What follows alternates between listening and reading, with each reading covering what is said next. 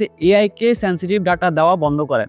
দেন আমরা যে শেয়ারগুলো করি নরমালি যেভাবে আমি আপনাকে হোয়াটসঅ্যাপে দিয়ে দিলাম, ইয়াতে দিয়ে দিলাম, যতই বলে end to end encrypted but it's not.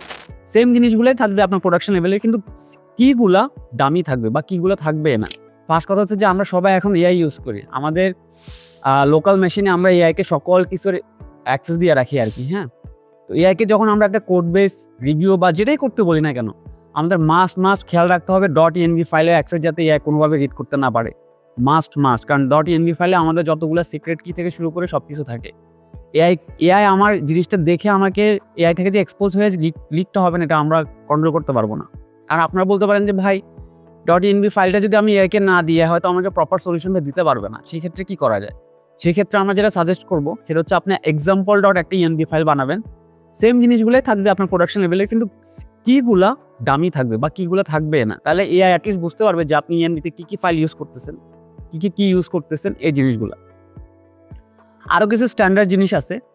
এই কিগুলো আপনাদের কাছে কিভাবে আসে, আমাদের কাছে কিভাবে আসে? কারণ আমাদের কাছে আসছে, আমাদের ক্লায়েন্ট আমাদেরকে মেসেঞ্জারে হোক, সিগনাল হোক, হোয়াটসঅ্যাপ আমাদেরকে দিছে।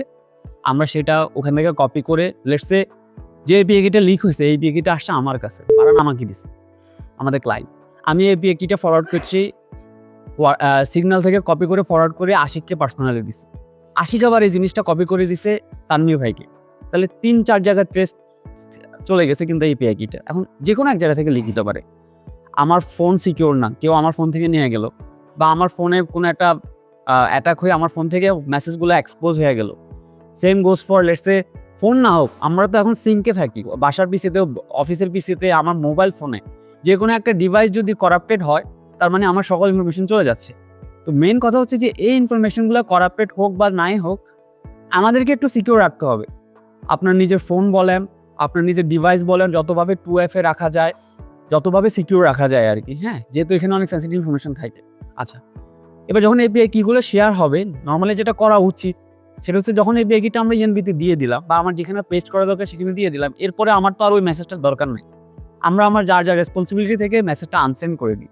এবং ধরেন আমাকে বানান পাঠাইছে, আমি বানানকে বলবো বানান তুমি তোমার সাইড থেকে আনসেন্ড করে দাও, আমি আমার সাইড থেকে আনসেন্ড করে দিই, যাতে করে এই ট্রেসগুলো না থাকে আর কি। হ্যাঁ, কারণ একটা এপিআই কি লিক হয়ে অনেক ডলার বিল চলে আসতেছে বা বিল চলে আসবে। আরও কিছু ইন্ডাস্ট্রি প্র্যাকটিস আছে, যেমন হচ্ছে .env ফাইলের অ্যাক্সেস সকল ডেভেলপারের দরকার নাই, শুধুমাত্র যে ডেভঅপস বা যে হচ্ছে প্রোডাকশনে ডিপ্লয় দিবে তার কাছে অ্যাক্সেসগুলো থাকলেই হলো।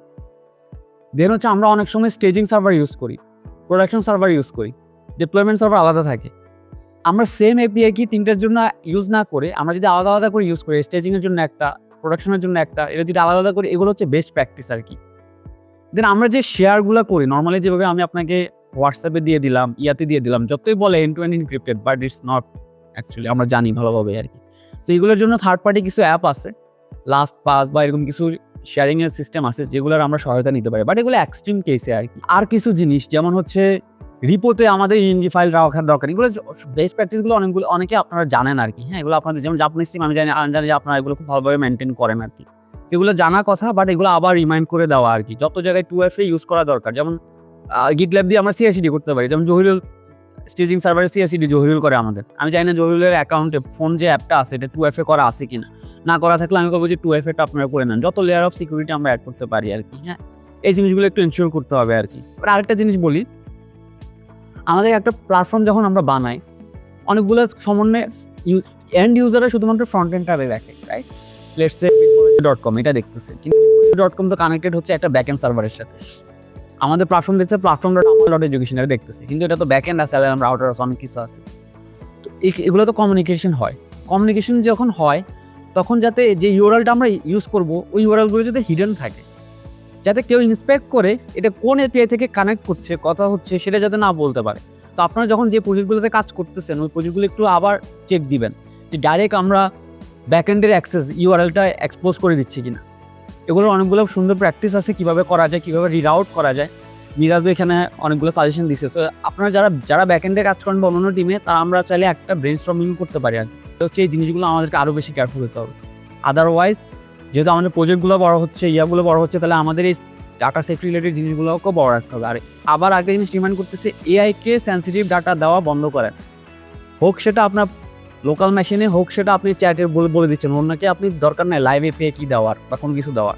ইভেন অনেক সময় ফাইল ডকুমেন্ট শেয়ার করতে গেলেও ইমেল রিডিংয়ে আমি যখন ইমেলগুলো বানাই লিখি, আমিও ইমেলের লিঙ্কগুলো করাপ্ট করে দিই, চেঞ্জ করে দিই, যাতে সে কোনোভাবে ওই ইমেলে ফাইলের লিঙ্কগুলো দেখে অ্যাক্সেস করতে না পারে আর কি। দরকার নাই। এই সামান্য জিনিসগুলো যদি আমরা প্র্যাকটিসে নিয়ে আসতে পারি, আশা করি এইসব বড় ডিজাস্টার থেকে আমরা করতে পারবো আর কি। আর হচ্ছে যে কিছু অ্যানাউন্সমেন্ট আছে, সেগুলা ভাইয়া দিবে। আমি এখানে শেষ করতে চাই আর কি। ধন্যবাদ আপনাকে।